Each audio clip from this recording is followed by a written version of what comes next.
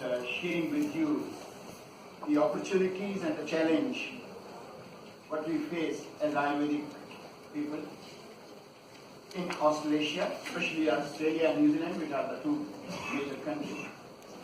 And it's an honor for me to stand here in this platform and share with you all that Australia and New Zealand are the only two countries in the world, especially the Western world I talk about, where Ayurveda is recognized as a complementary medicine. What that means to us is that Ayush practitioner can land in the country and start practicing Ayurveda from the day one, as long as they are able to understand Ayurveda in its true term, not as a herbal medicines or jadi buti or something just to give the product.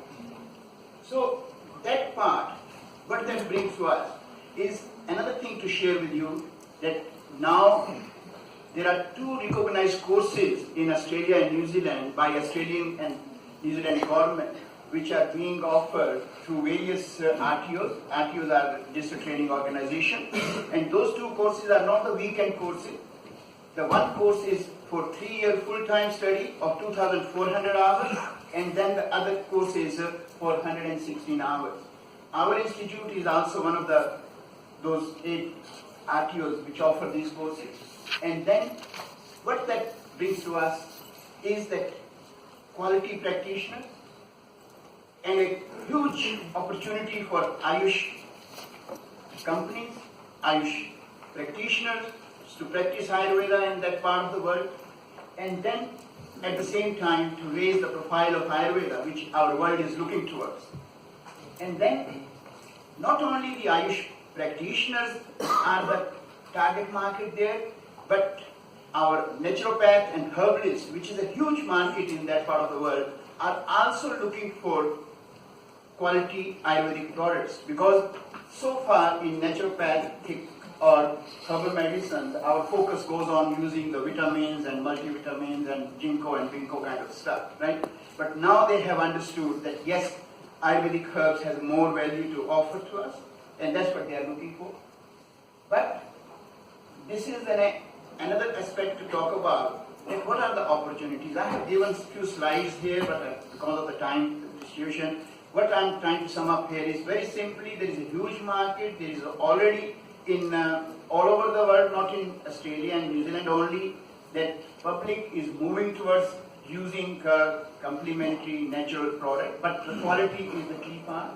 And in talking about Australia itself, the industry is 3.9 billion in 2017, and we are hoping it will be around about 5 billion in next year, about the Ayurveda, these complementary products or the herbal products. But issue, where we stuck now, after doing all these efforts of getting Ayurveda approved or Ayurvedic courses done, now the biggest challenge what we are feeling, and my humble request to Ayush from this platform, that please help us, and because that is the only way we will move forward in that part of the world, is relationship with the TGA. What is TGA? The TGA is our organization and a regulatory body known as Therapeutic Goods Act, where they are the kind of policemen standing there asking us, prove yourself. What they are trying to ask us, nothing special, but one thing they say, your company which you want to bring the product in should be GMP certified. GMP certified means not an Indian GMP, not an WHO, international GMP.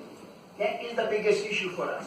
If I can get one company from our India who is GMP certified internationally, I can assure you, huge floodgate will open there in that part of the world for the products. If at least the product someone is interested in the product. And then the labeling is a major issue. And now, we all know about the heavy metal. I totally understand as an Ayurvedic practitioner, I am sure all of you know, panelists also know that heavy metals is something essential for the body. But how we educate those part of the world or those our medical fraternity. And now if you look at some of the website of our Australia medical associations or New Zealand medical associations or other countries, when you open them, On the right hand side, in red ink, always written, Ayurvedic products are not safe.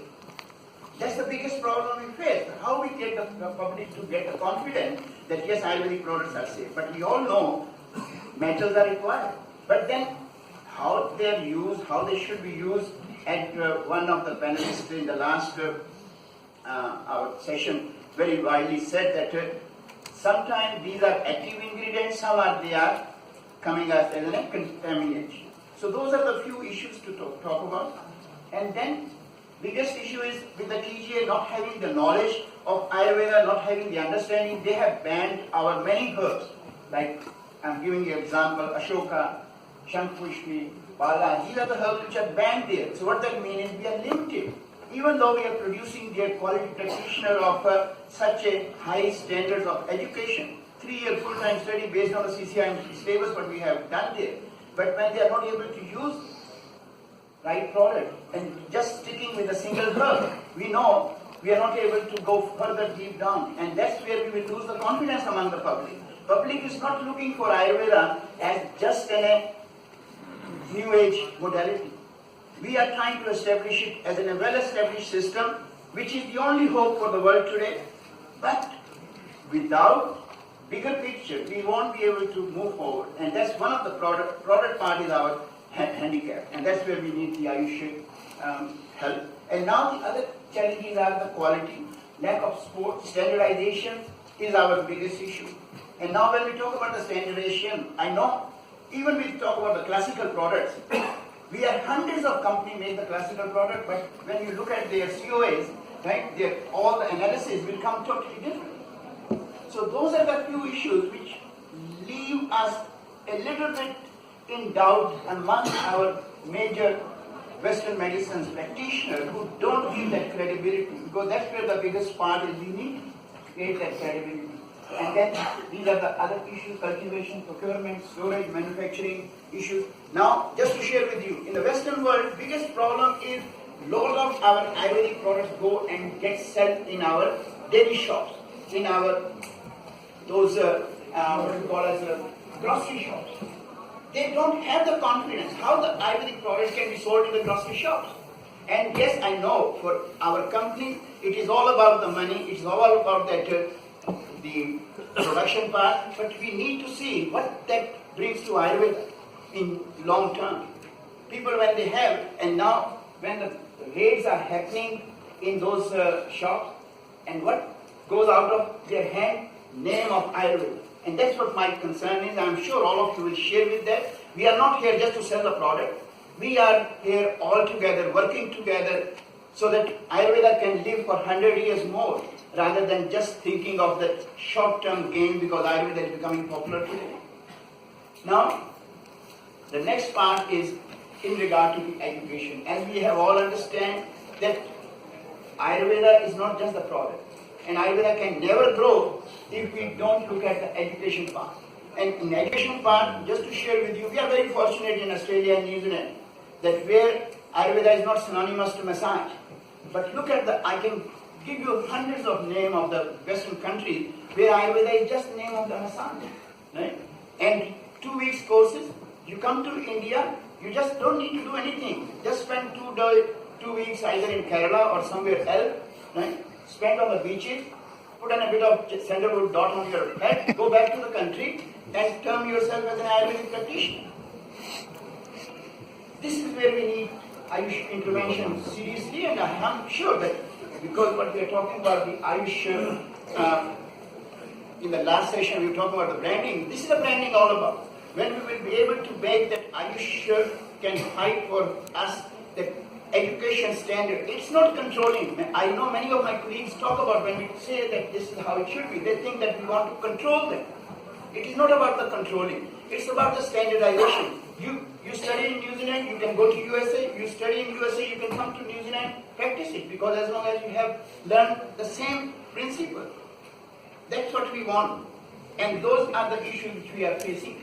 And now, one other issue which I would like to share with you all. It's a very sad part, but has been the biggest issue.